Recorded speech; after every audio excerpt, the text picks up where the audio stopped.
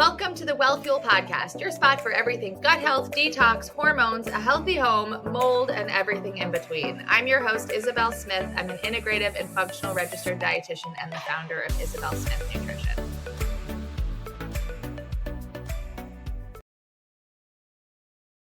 Hello, everyone, and welcome back to the Well Fuel Podcast. I'm your host for today, Sydney Flippo. For those of you that don't know me, I am one of the registered dietitians that works on Team ISN, and I am super excited to be talking to you today about hormones and their impact on histamines. We get a lot of questions about this. Why might we have more histamine symptoms during certain parts of our cycle related to hormones? So I get to talk all about it today. Hormones and histamines actually have a very close relationship, especially when it relates to estrogen. So, if you're a cycling woman, your estrogen is going to peak at various times throughout your cycle. So, for example, at the start of your period or around ovulation. If you are someone who is in perimenopause or you're just starting your period, so you're maybe a little bit younger, your estrogen can be erratic and it can actually cause symptoms more often. So, if that's you and you're in that category, it's because your estrogen isn't stably rising and falling at those intervals that it would be if you are cycling properly.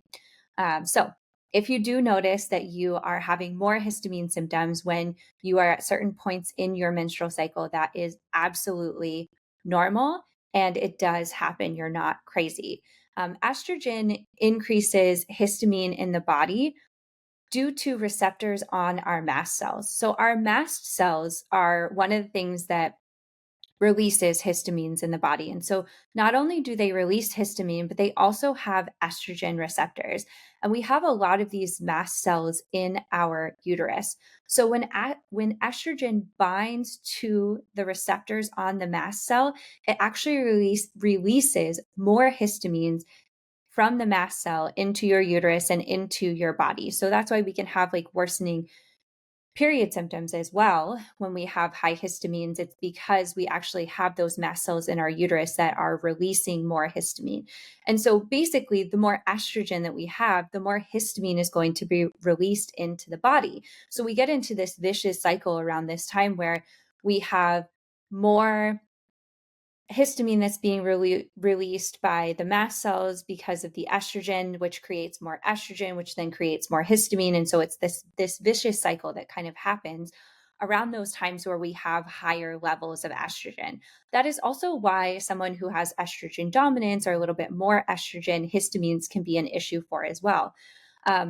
What we also have to know is that estrogen affects how our body um, breaks down histamines with DAO, diamine oxidase. So it really affects how diamine oxidase works in the body, which can make you more intolerant to histamines that you eat in your diet. So not only are we creating more histamines, but we're also unable to break them down because of estrogen's effect. So it's just something that I wanted to bring up since we do get this question a decent amount about why you would have more symptoms when you are at certain points in your cycle. So it is very closely tied to estrogen, and that's why we see those changes. Now, what are some top tips that you can take away from this today to kind of help yourself if you find yourself in this situation? So, I think the first and foremost, it's important to keep a food and symptom log. So, not only do you want to keep track of the foods that you're eating, but you want to keep track of the symptoms as well and when they're happening. The funny thing with histamines is that we can have reactions fairly immediately in some cases, but they can also happen up to 72 hours or 3 days later.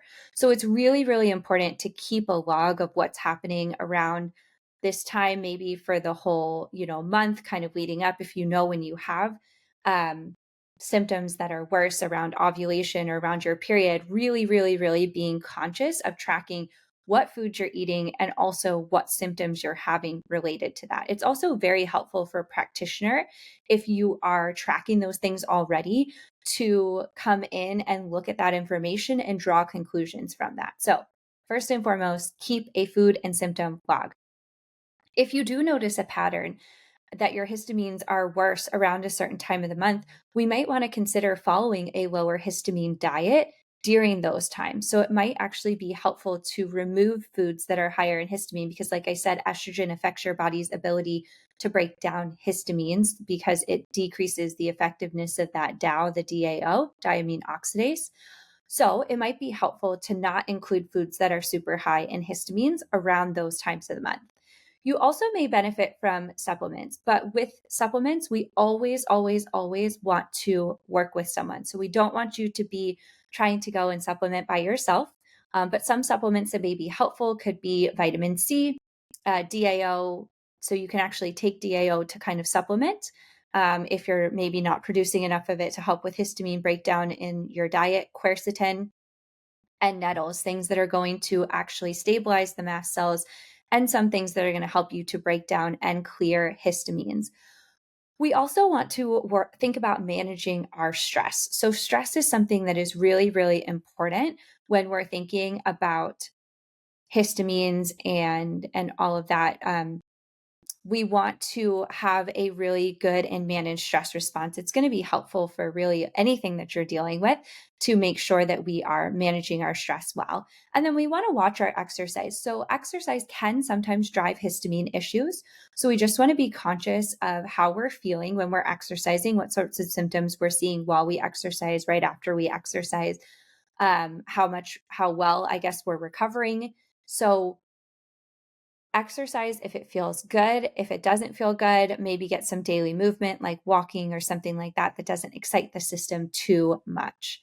As always, I think that if you're experiencing any of these issues or you're struggling with any of this, it's super helpful to reach out for help. We would love to work with you. We work with a lot of histamine clients. I actually see a lot of our histamine clients that come into the practice. So if that's you, if this speaks to you, if you are struggling, please reach out and let us know. We'd be happy to help, happy to guide you along this process. So yeah, hopefully you learned a little bit of something today about how estrogen in particular as a hormone relates to histamines and the impact that it has on that.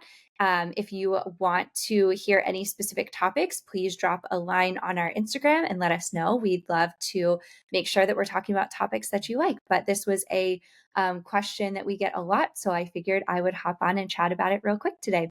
Hope you have a great rest of your day, and we will see you next time on the Well Fuel Podcast. As always, thanks so much for listening to the Well Fuel Podcast. We're so happy to have you. To make sure you don't miss a beat, please subscribe either on Apple or Spotify because we have episodes dropping once or more a week with tons of great content. If you want to make sure that you're up to date on everything we're doing in the business with our clients and new offers and all the things, make sure that you check us out at Isabel Smith Nutrition on Instagram and isabelsmithnutrition.com. See you guys soon.